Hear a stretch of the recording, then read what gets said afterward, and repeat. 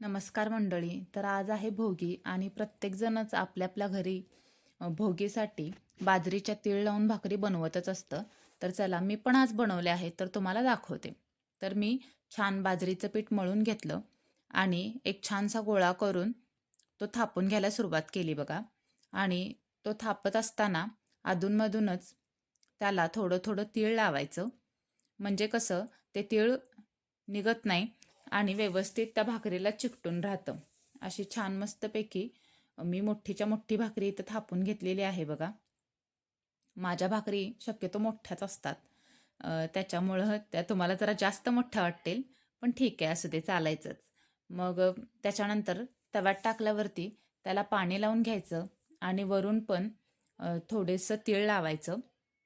तीळ हे आपल्या शरीरासाठी खूप चांगलं असतं मंडळी, आता थंडीच्या दिवसांमध्ये. त्यामुळंच आपण हा सण करत असतो. ह्या सणापाठीमागं काहीतरी आपले सायंटिफिक कारणं असतातच आणि आपले पारंपरिक पद्धती पण ह्याच्याबरोबर जोडल्या गेलेल्या असतात.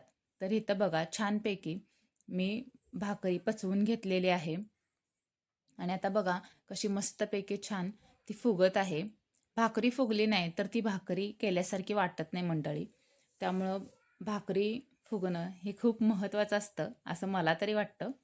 आणि इथं बघा आता माझी भाकरी छान मस्त फुगलेली आहे आणि खूप सुंदर वाटत आहे ती. तुम्ही पण अशा पद्धतीने व्यवस्थित पीठ मळलं तर भाकरी खूप छान फुगते आणि खूप सुंदर दिसते. आता बघा अशा पद्धतीनं मी तर सगळ्या भाकरी बनवून घेतलेल्या आहेत. तुम्ही बघू शकताय खूप छान दिसत आहेत.